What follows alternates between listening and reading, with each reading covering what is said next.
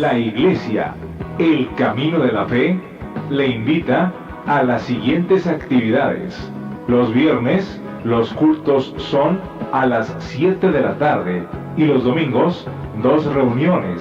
A las 11 de la mañana, reunión dominical, y a las 5 de la tarde, culto evangelístico.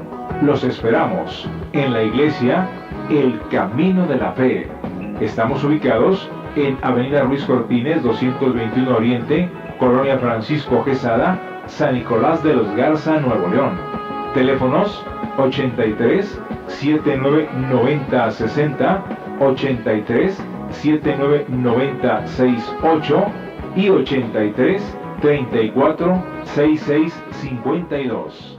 Disculpen este retraso de varios minutos, pero estamos contentos porque el Señor nos concede la bendición de participar y hay que abreviar tiempo, avanzado los minutos, entonces voy a leer de una vez la escritura que nos ocupa esta mañana acerca de la ruta ministerial del Señor Jesús. Está en el capítulo 12 del Evangelio de Lucas. Y usted recuerda todavía en el mensaje anterior disfrutamos aquella parábola sobre el amigo importuno, pero que le fue muy bien. Y ahora el capítulo 12 del Evangelio de Lucas, díjole uno de la compañía: Maestro, di a mi hermano que parta conmigo la herencia. Mas él le dijo: Hombre, ¿quién me puso por juez o partidor sobre vosotros? Y díjoles: Mirad y guardaos de toda avaricia, porque la vida del hombre no consiste en la abundancia de los bienes que posee. Y refirióles una parábola diciendo: La heredad de un hombre rico había llevado mucho. Y él pensaba dentro de sí, diciendo: ¿Qué haré? Porque no tengo donde juntar mis frutos. Y dijo: Esto haré: derribaré mis alfolíes y los edificaré mayores, y allí juntaré todos mis frutos y mis bienes. Y diré a mi alma: Alma, muchos bienes tienes almacenados para muchos años. Repósate, come, bebe, huélgate.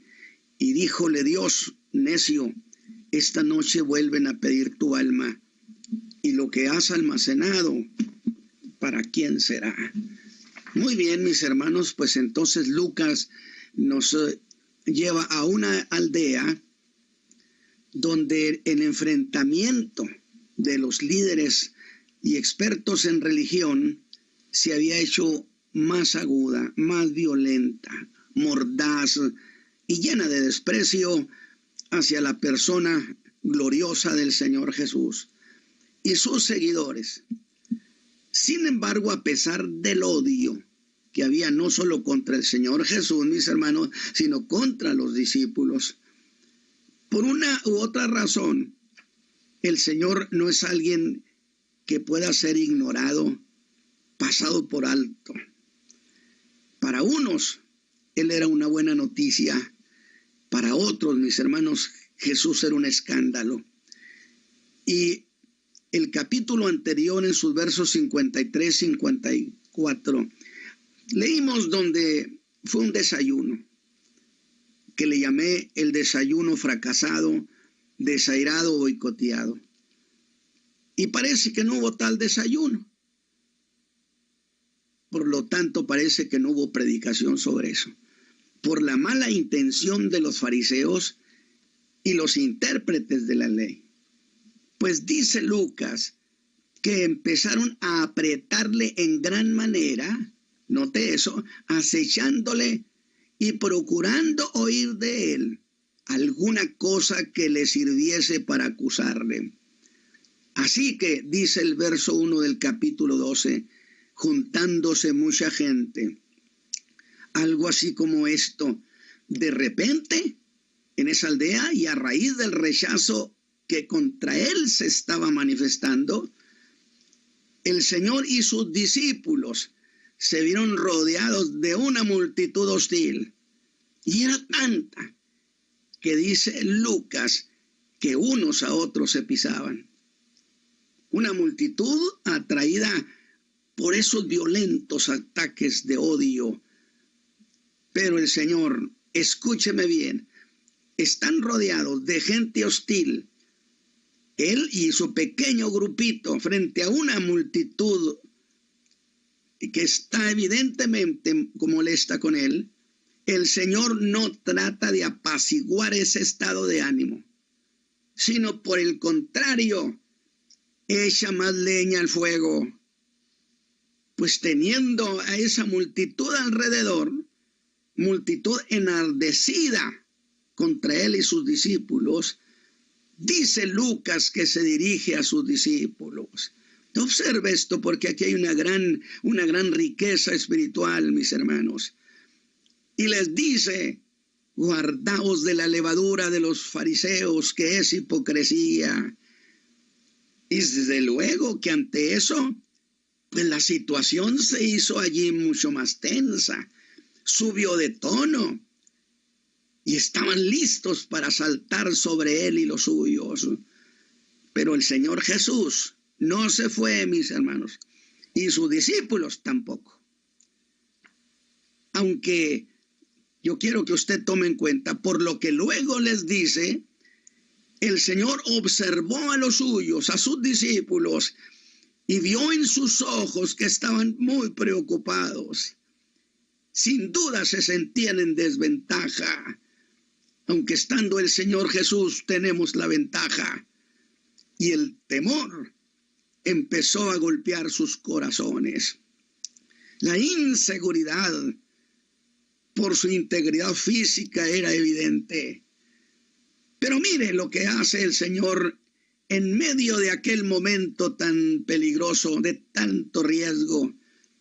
Quitó toda su atención de aquella multitud enardecida, glorifique a Dios, y la puso sobre aquel pequeño grupo de sus seguidores, sobre aquella manada pequeña, para aquietar su espíritu.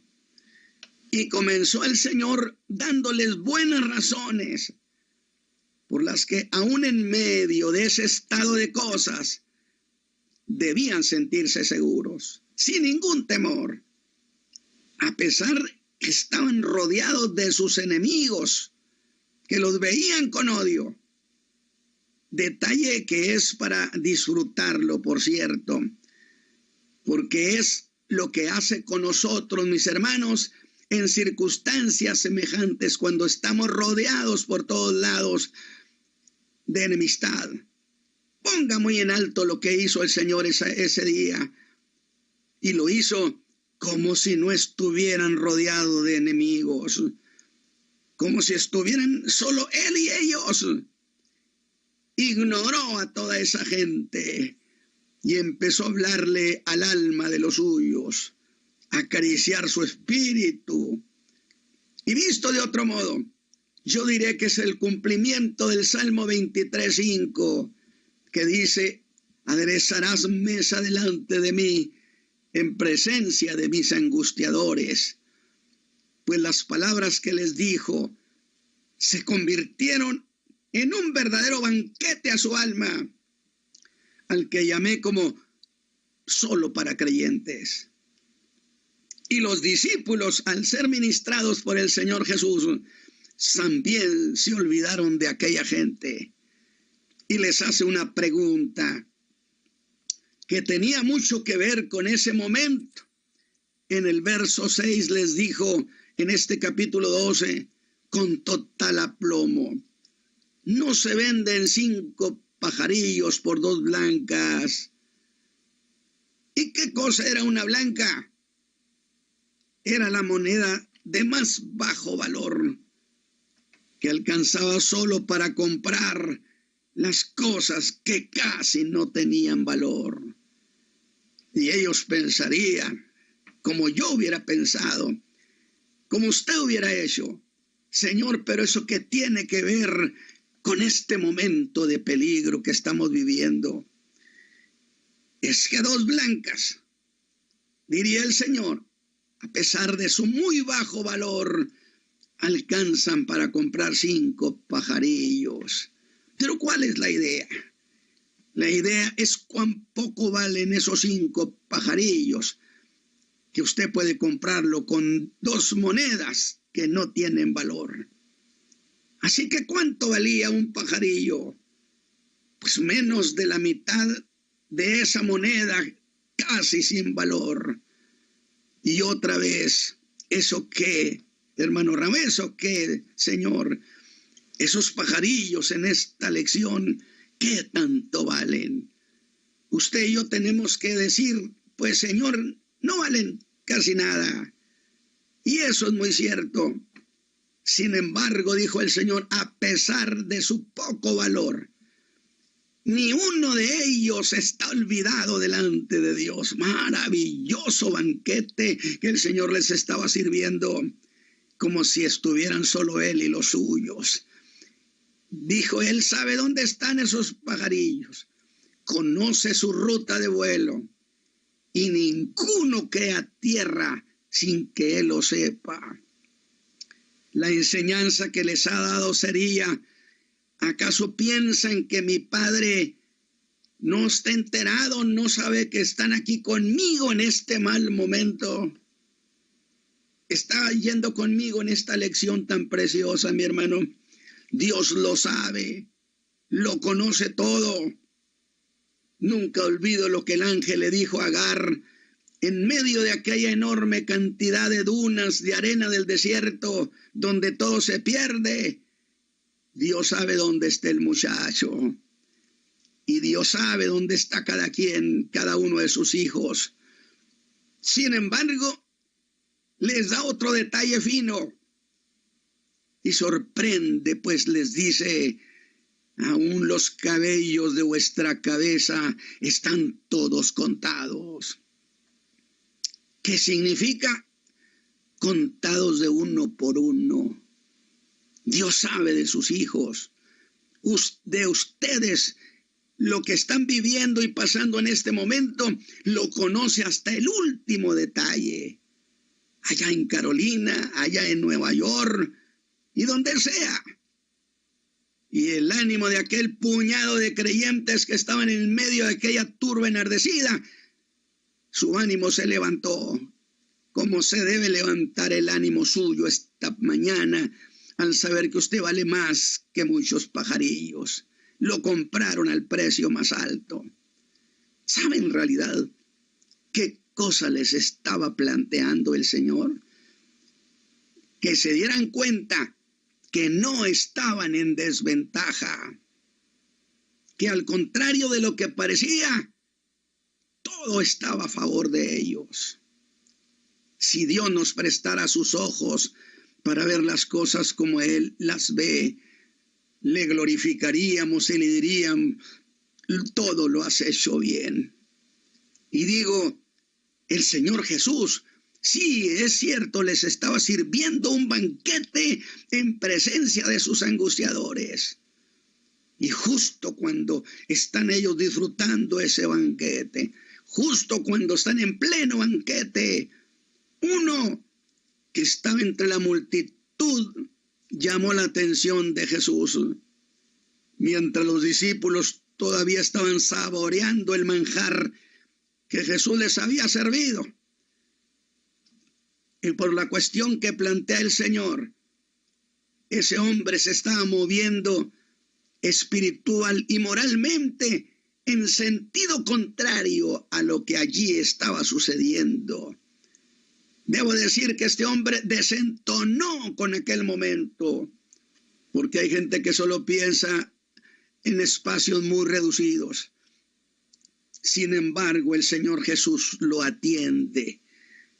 La multitud lo escucha. Se espera oír a ese hombre y se espera que diga algo que valga la pena oír, pero escúchelo hablar, escúchelo. Señor, di a mi hermano que parta conmigo la herencia. Alabado sea Dios. Imagínese el cambio de cosas. Bien le llaman a esos aguafiestas, cuando las palabras que Jesús estaba dando eran un manjar. Este solo pensaba en la herencia. No quería conseguir de Jesús otra cosa ninguna tan solo quiero mi herencia. Qué pena, yo digo, ir a Jesús, interrumpirlo tan solamente por cosas materiales. Hablé con él esta mañana, con el Señor Jesús, mi amigo. Hablé con él, pero de cosas que tengan eternidad, además de sus penas. Aunque esa actitud no es tampoco una exclusiva de aquel espontáneo, sino que es la misma y penosa actitud de muchos el día de hoy, el día de ahora mismo. Piden que Dios les dé oportunidades en sus negocios y nosotros nos llaman y oramos y suceden las cosas. A muchos los ha ayudado para ganar contratos. Oramos y Dios les concede, porque tenemos alguien arriba en los cielos que sí oye las plegarias, que yo decía, no estamos solos en este universo. Tenemos Padre en los cielos, que sí oye, que sí inclina su oído. Pero eso es todo lo que quieren de Él. Como si el Señor Jesús, mi hermano, fuera solo un mero gestor para sus negocios, o fuera la firma para un jugoso negocio. Si esto es Jesús para usted, piénselo. Así que este hombre exhibió un grave error de apreciación, que yo lo convierto en una pregunta para usted esta mañana. Mi amigo, ¿qué es para usted Jesús? ¿Es acaso solo la solución de valores económicos? Él es mucho más que eso. Él es el que perdona sus pecados y da vida eterna. Qué diferente charla que hace unos momentos Jesús tenía con sus discípulos. Qué lamentable, por eso dije aguafiestas. Aquello estaba tan delicioso, tan sabroso, porque cuando el Señor ministra en nuestro corazón así lo sentimos. Pues ahora en medio de ese gozo, este hombre no está pidiendo consejo al Señor. Fíjese bien, no le está pidiendo consejo. Tampoco le está pidiendo que intervenga como mediador. No, y usted dirá, pues, ¿qué es lo que quiere? Él solo quiere arrancar de Jesús una sentencia a su favor. No le está pidiendo que intervenga como mediador. No le está pidiendo consejo. Él está diciendo al Señor lo que Él quiere que haga. Que dicte sentencia a su favor. Le dice qué quiere y cómo es que lo quiere. Y le dice que lo haga.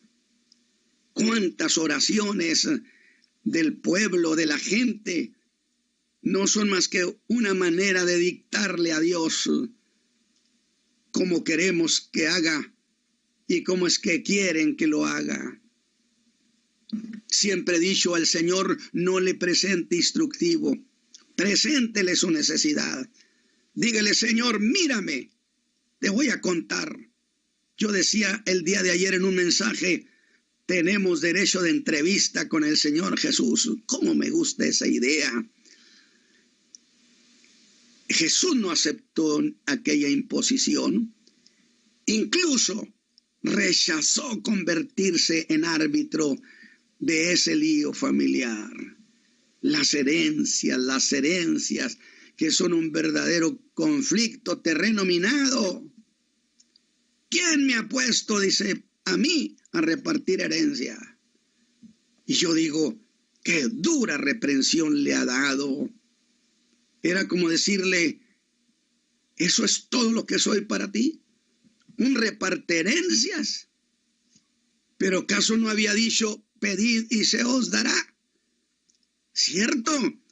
Pero también había dicho, pedís y no recibís, porque pedís mal.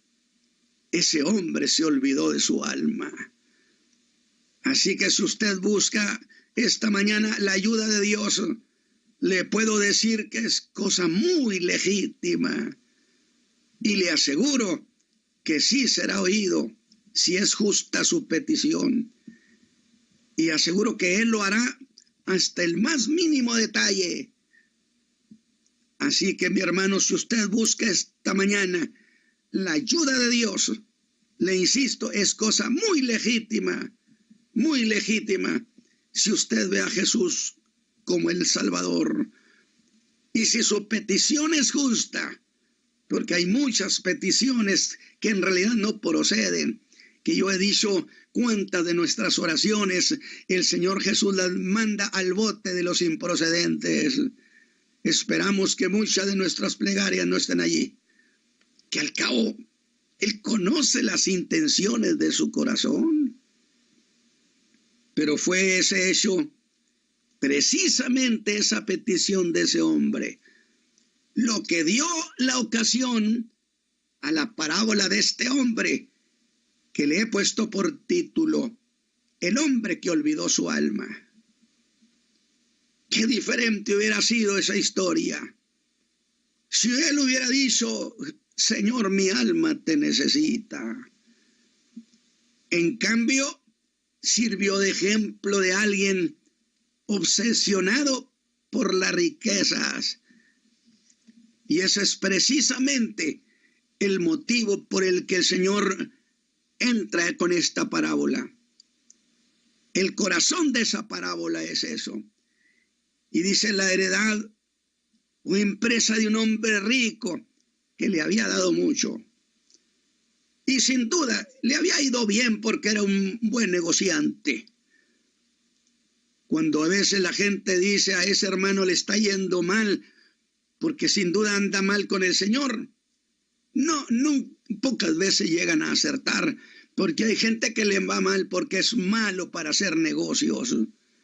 Pero este hombre indiscutiblemente sabía hacer negocios. Dice que le había dado mucho la empresa. Todo lo contrario del hombre que interrumpió a Jesús, que no tenía, pero que quería solo bienes materiales. Y le preguntamos, ¿y tu alma? Y él con cara de sorpresa diría, ¿qué? Este otro tenía, pero quería más. Y también se olvidó de su alma. Este fue otro que no sabía lo que su alma quería, porque nunca se ocupó de oír a su alma. ¿Acaso no está escrito que nuestra alma tiene sed del Dios vivo? Ella tiene un lenguaje interior que usted no lo puede satisfacer con bienes materiales. Ya era un hombre rico, ya había sido bendecido. Ya al parecer, por la parábola, ese año a ese hombre le había ido como nunca. Insisto, porque evidentemente era un hombre muy activo. Y los bienes que tenía, por supuesto que no eran producto del robo, de la usura u otra manera ilícita. Evidentemente Jesús está partiendo de una condición ideal, que ese hombre tenía gran riqueza y era muy legítima. Sin embargo, ni los bienes legítimos, hermanos, amigos, pueden sustituir al Señor Jesús. Y la cuestión que el Señor plantea aquí es que todos sus pensamientos giraban en torno a la riqueza. Tenía suficiente, tenía mucho, pero quería más. Y en su grandiosa capacidad ejecutiva, Jesús jamás pensó que las necesidades de su alma no se saciaban así, ni se resolvían con valores materiales. Jamás oyó a su alma, jamás percibió que su alma necesitaba a Dios. que su alma necesitaba una relación personal con el Dios eterno. Y al ocuparse solo de sus negocios, a esa alma suya, que creo que es la condición de muchos que me escuchan esta mañana, la dejó hambrienta del pan de Dios, la dejó sedienta del agua de la vida, que era lo que tanto Jesús decía a la gente que Él podía dar, que Él era el pan que había descendido del cielo y que el que tuviera sed fuera, porque Él era el agua de vida. Pero solo una cosa le parecía importante: ¿cómo puedo aumentar mis bienes? Sus pensamientos, mis hermanos, eran territorio ocupado como para darle tiempo a Dios. Escúchame bien, sus pensamientos eran como un territorio ocupado que no podía darle tiempo a Dios. Sin duda le pareció superfluo, pérdida de tiempo. Y si él era un buen inversionista, su lógica empresarial le diría que ocuparse de Dios sería una mala inversión,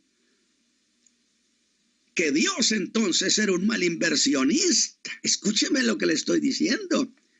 ¿Por qué, hermano Ramos, sería Dios entonces, en esa manera de pensar, un mal inversionista? Porque distrajo a su hijo de los asuntos de su reino eterno para perder el tiempo con los hombres ocupados de otras cosas. Dios es un buen inversionista. ¿Qué les parece ocioso formalizar con el Señor Jesucristo una relación? Dedicarle tiempo a pensar en el que escaló la cruz del Calvario.